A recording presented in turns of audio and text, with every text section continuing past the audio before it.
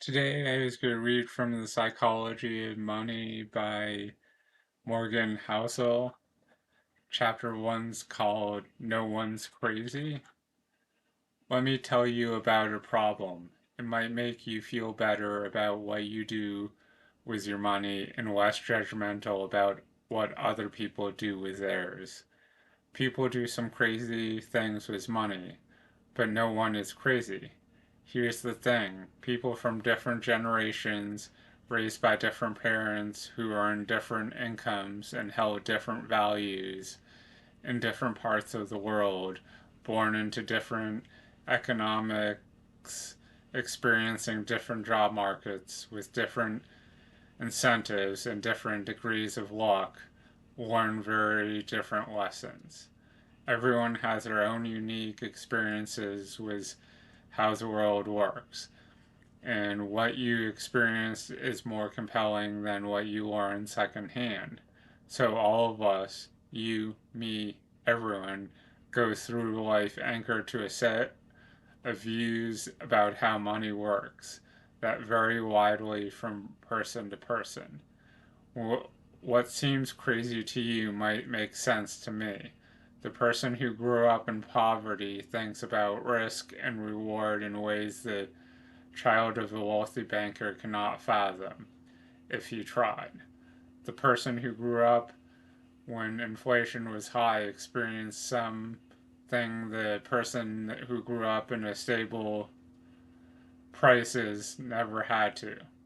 The stockbroker who lost everything during the Great Depression experienced something the tech worker basking in the glory of the late 90s can't imagine.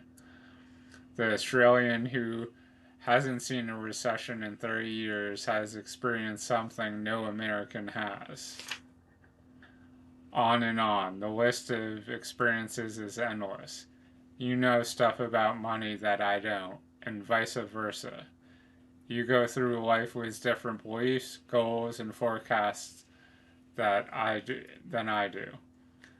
That's not because one of us is smarter than the other or has better information. It's because we've had different lives shaped by different and equally persuasive experiences.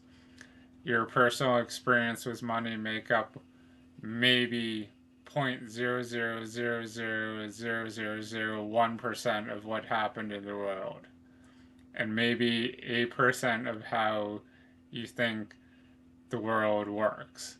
So, equally smart people can disagree about how and why recessions happen, how you should invest money, what you should prioritize, how you must risk, how much risk you should take, and so on.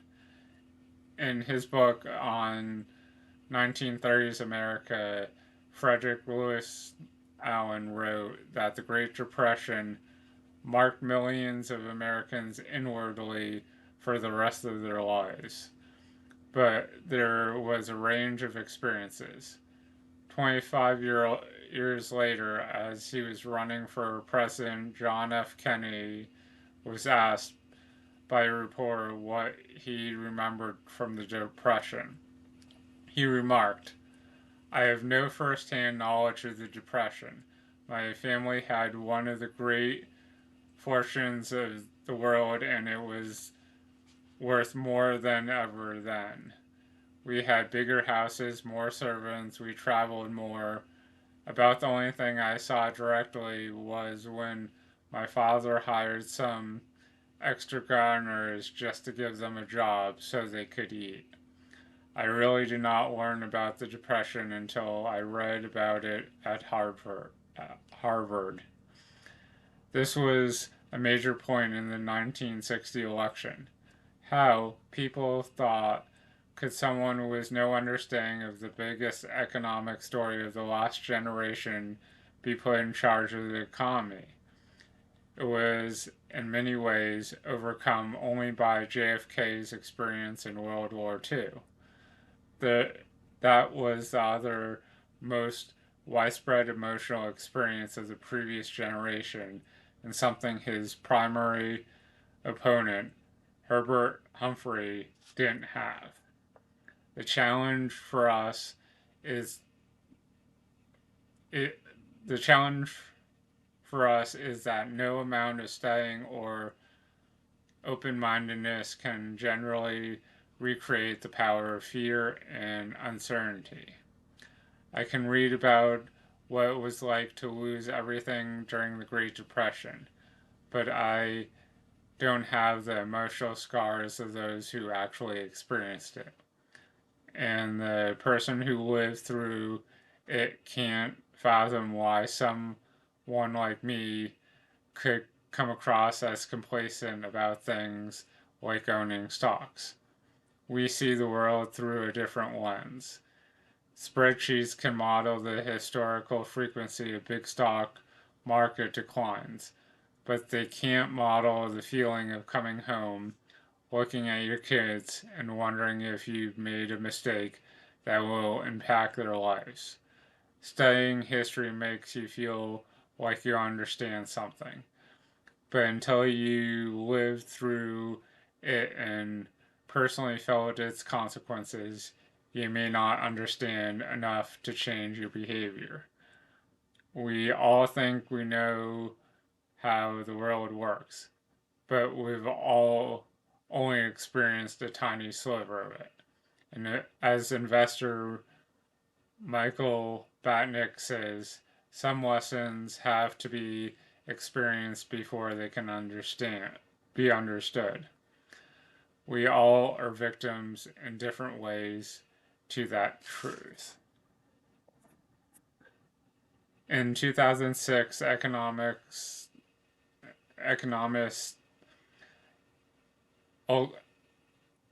Olcrine Maladamir and Stefan Nagel from the National Bureau of Economic Research dug through 50 years of the Survey of Consumer Finances, a detailed look at what Americans do with their money.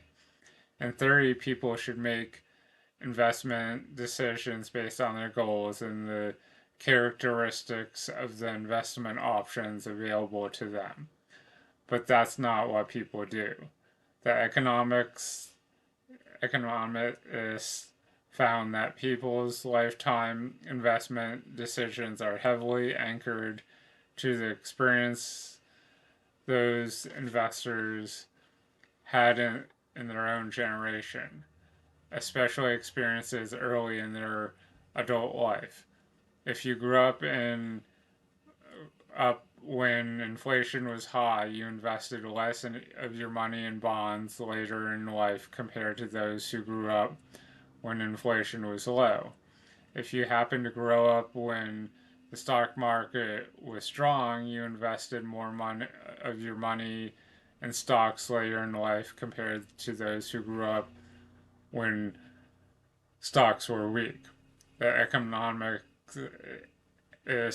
wrote, our findings suggested that individual investors' willingness to bear risk depends on personal history, not intelligence or education or sophistication, just the dumb luck of when and where you were born.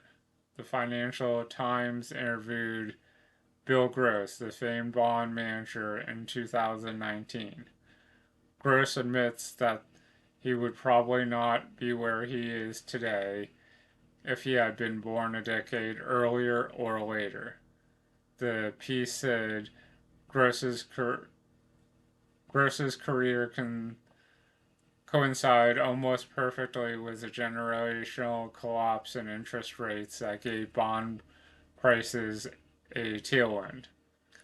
That kind of thing doesn't just affect the opportunities you come across, it affects what you think about those opportunities when they're presented to you. To Gross, the bonds were wealth generating machines. To his father's generation, who grew up with and endured high inflation, they might be seen as wealth incinerators. The difference is how people have experienced money are not small, even among those you might think are pretty similar. Take stocks. If you were born in 1970, the S&P 500 increased almost tenfold, adjusted for inflation during your teens and 20s. That's an amazing return. If you were born in the 50s, the market went literally nowhere in your teens and 20s, adjusted for inflation. Two groups of people separated by chance of their birth year go through life with a completely different view on how a stock market works. And there's a graph showing what stocks did in people's teens and 20s that were born in the 50s versus the 70s.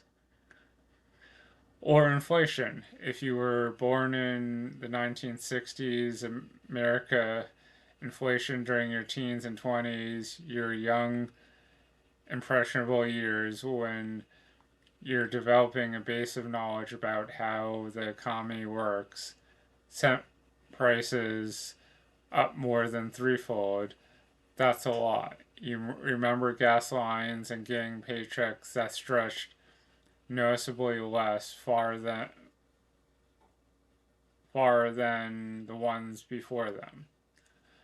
But if you were born in 1990, inflation had been so low for your whole life that it's probably never crossed your mind. And there was a graph relating to inflation, what inflation did to prices in your teens and 20s for people born in the 60s versus the 90s.